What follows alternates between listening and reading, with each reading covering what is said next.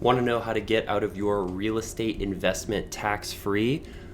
Well, tune in and I'm going to talk about how. I'm Kyle Wong with the Moxie Real Estate team out here in Colorado. If you have any questions about the incredibly complex topic I'm about to talk about, please feel free to reach out and let me know. So, 1031 exchange is what we're talking about. You may or may not have heard it. I'm sure you've heard of different types of investments and things that you can get into in real estate and then get out tax-free. Generally, saying tax-free is kind of okay, what's the catch here? But it actually is possible with a 1031 exchange, but there are a lot of caveats in that. So let's talk about it. So what is a 1031 exchange? I have my notes over here.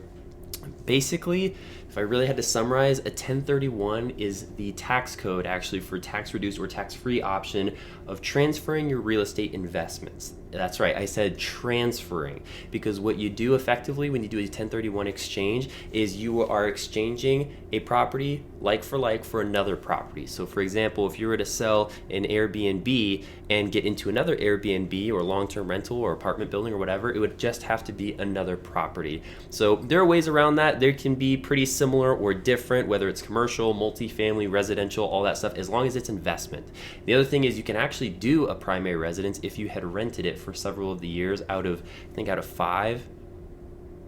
We'll talk more about that later. So what are some of the requirements? So first and foremost, you need a third party. So a qualified intermediary is what you would look for, and they're the third party that holds your funds in escrow so that you can't actually touch your funds from the sale of your property between the purchase of your next property. And the other thing is it must be an investment property, not a primary residence. We already talked about that. You must identify the replacement property within 45 days of your current sale.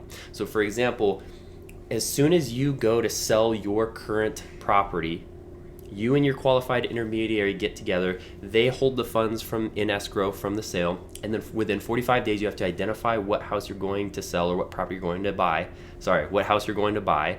And then within 180 days of your sale, you have to close on said property. For some bigger commercial projects, that can be quite tricky. So you want to line up your timeline smoothly. The other thing is, what are the implications? So you will be taxed on the difference. So for example, if you sell a $500,000 investment single family residence and you buy a $400,000 investment property, you will be taxed on the difference. That's called the boot.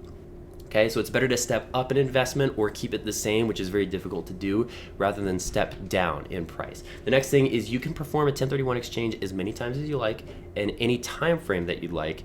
The thing is, when you finally go to sell and you go from single family to multifamily to big commercial stuff, and then you sell, you are footing the tax bill depending on your income tax.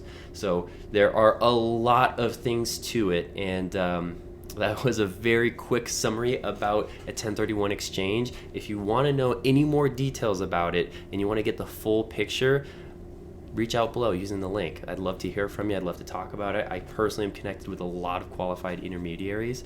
So yeah, let me know. Anyways, I'm Kyle with the Moxie Real Estate team out here in Colorado, and reach out. Love to hear from you.